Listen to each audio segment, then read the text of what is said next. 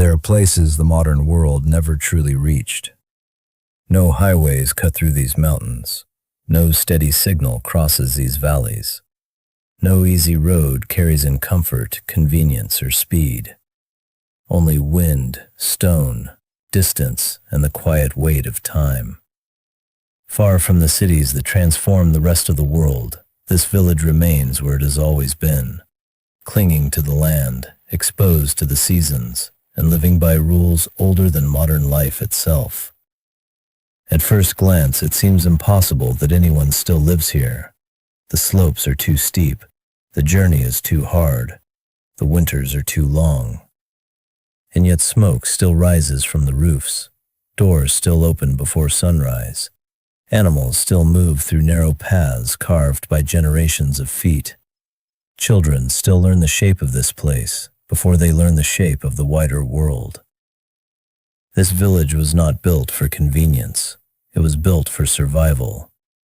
Every house stands where it stands for a reason. Every wall answers the wind. Every path follows the logic of the mountain. Here, life was never organized around comfort. It was organized around endurance. Long before maps named this place, long before outsiders called it remote, families here had already learned how to live with what the land gave them, and without what it refused. They learned where snow would settle first, and where water could still be found in the hardest months. They learned which animals could survive the cold, which crops could hold in poor soil, which roofs would last another winter, and which would not. In most of the world, modernity arrived as a promise. Roads, electricity, markets, schools, hospitals, machines, and wages all promised to make life easier, faster, safer. The villages like this were never the first to receive those promises, and in some ways, they were not built to trust them. When help is far away, dependency becomes dangerous. When supplies cannot arrive quickly, self-reliance matters more than efficiency. In a place like this, the old ways survived because they worked. Morning begins before the light fully reaches the valley. Someone is already feeding animals. Someone is already carrying water. Someone is already checking firewood, kneading dough, mending cloth, sweeping stone, or opening a gate frozen stiff in the night. There is no soft beginning to the day here. The mountain does not wait for anyone to feel ready. Children wake inside rooms warmed by fire rather than central heat. They grow up hearing the crack of wood, the call of animals, the scrape of metal tools, the voices of grandparents, and the weather pressing against the walls. They learn quickly that life here is made of work, not punishment, not spectacle, not hardship for its own sake, but work as the shape of belonging. To be born here is to inherit more than a home.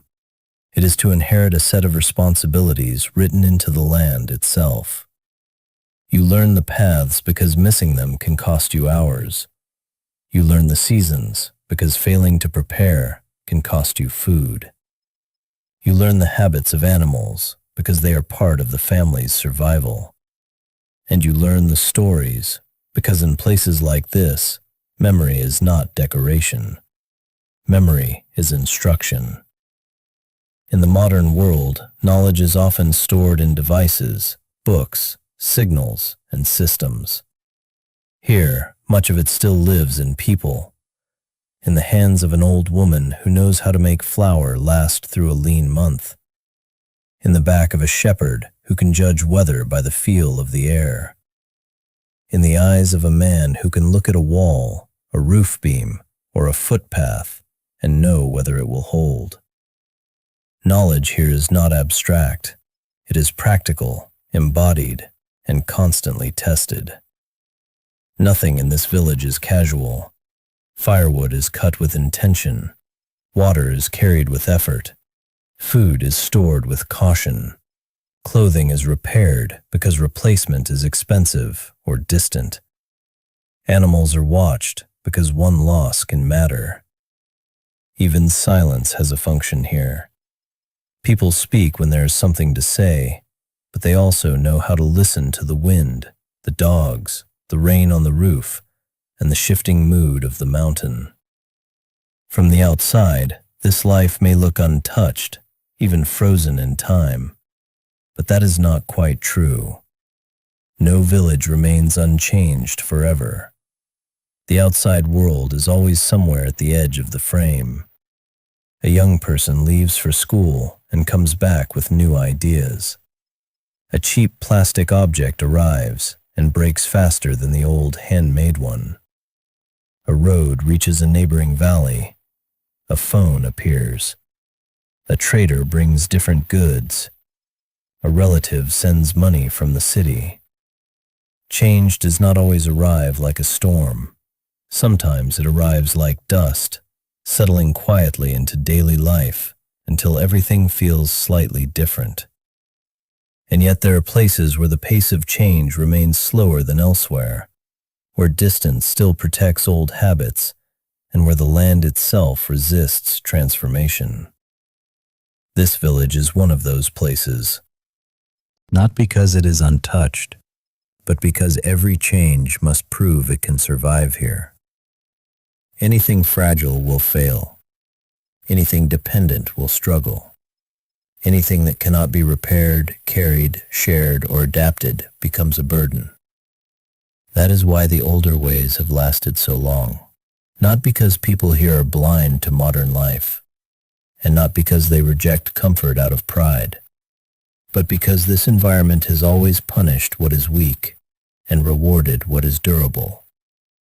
A handmade tool can be fixed. A family skill can be taught. A roof can be patched with local knowledge. A meal can be made from what is already stored. Resilience here comes from knowing how to continue when nothing extra arrives. But even the strongest traditions do not survive unchanged forever. The greatest threat to villages like this is not only weather or distance. It is departure.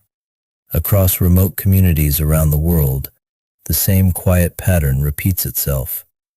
The young leave first. They leave for education, for wages, for medicine, for choice, for marriage, for roads, for possibility. Some go reluctantly, some go eagerly. Some promise to return, many do not. What remains is a village that grows older one season at a time. The consequences are everywhere. Fields are cultivated by fewer hands. Houses stand locked for longer periods. Rituals once shared by many are kept alive by only a few. Skills that once passed naturally from one generation to the next begin to thin out. A path disappears because no one uses it often enough. A song is remembered only halfway. A craft remains in the hands of one elder with no apprentice. Slowly, a living culture begins to turn into memory. And still, those who remain do not think of themselves as relics. They are not performing the past for outsiders. They are simply living the life that still makes sense here.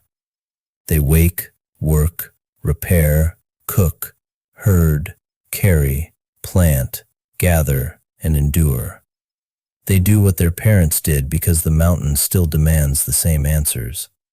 The forms may change slightly, the materials may change, but the central truth remains. In a hard place, survival belongs to those who know the place well. The village teaches patience in a world addicted to speed. It teaches limits in a world obsessed with abundance. It teaches interdependence in a culture that celebrates individual escape. Here, no one survives entirely alone. One person carries wood, another watches animals, another helps repair a wall, another shares food, another walks farther for medicine. In isolation, community is not an ideal. It is infrastructure. That may be the deepest difference between this world and the modern one. In cities, systems are invisible until they fail. Water comes from a tap. Heat comes from a switch. Food appears on shelves. Waste disappears. Distance is crossed by engines. Problems are outsourced. Here, almost everything remains visible. Water has to be found. Heat has to be made. Food has to be grown, stored, traded, or cooked. Distance has to be walked. Every necessity stays connected to human effort. Because of that, life here feels heavier, but also clearer. Every object has a use. Every season has consequences. Every delay matters. Every choice has a cost. The village does not allow the illusion that humans live apart from the land. It reminds them every day that they do not. Winter is when the truth of this place becomes impossible to ignore. Snow blocks paths. Ice hardens the ground. Cold enters the body before sunrise and lingers long after dark. Simple tasks become exhausting. Carrying water becomes dangerous. Reaching help becomes uncertain. Even the strongest people move more slowly. Winter strips away anything unnecessary and reveals what really sustains a village: fuel, food, shelter, routine, cooperation, and nerve. And then spring comes, not as comfort, but as relief. Roofs are checked, stones are reset, animals are moved, paths reopen, water shifts. The village breathes again. In summer, there is work to do quickly because the warm months are short. Food must be prepared for the next cold season, long before the first frost returns. Here, abundance is never wasted because scarcity is never forgotten. To outsiders, this place may seem left behind, but that phrase hides an assumption that modernity is the only direction worth moving.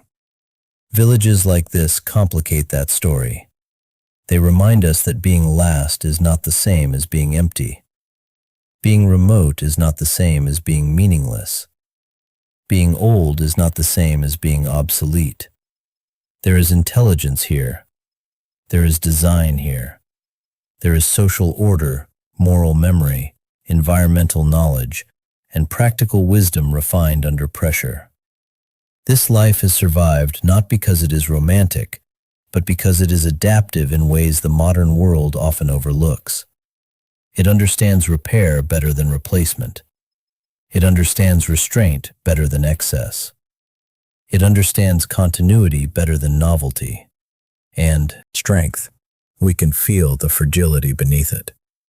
The modern world does not need to conquer a village like this to change it. It only needs to offer a different future to its children. One better school. One safer hospital. One steady salary. One easier winter. One road that makes leaving possible. Once the young begin imagining another life, the village enters a new kind of uncertainty. What disappears first is rarely the house. It is the pattern, the habit of staying, the confidence that this place can still hold a full future. Once that faith weakens, even beautiful villages begin to empty from within. Stones remain, roofs remain, but the life that gave them meaning grows thin. So when we say this may be the last village left behind by the modern world, we do not mean it is frozen outside of history. We mean it is standing at the edge of a threshold. One generation still remembers a life fully shaped by the land. The next generation may remember something different, a life split between inheritance and departure, between belonging and opportunity, between staying and leaving. Perhaps that is why places like this feel so powerful. They are not only remote in space, they are remote in time. They allow us to see forms of human life that once existed in many places and now survive in only a few. They reveal what is lost when every landscape is made accessible, every routine accelerated, every tradition priced, every silence interrupted. This village does not ask for pity. It asks for understanding. To see it clearly is to recognize both the dignity and the cost of this way of life. The dignity of endurance, the dignity of skill, the dignity of remaining loyal to a place that has shaped generations, but also the cost of isolation, the cost of distance, the cost of being overlooked while the rest of the world moves on. And as evening falls, the village returns to its oldest form. Smoke rises, animals settle, doors close, firelight replaces daylight, voices soften. Above the roofs, the mountains darken into shadow, and beyond them lies the world that changed everything else. But not quite this place, not yet. For now, this village still stands, still cooks, still repairs, still remembers, still endures, still holding to a way of life that the modern world could not fully erase and may never fully understand. And that is what makes it extraordinary. Not that it was forgotten, but that it survived.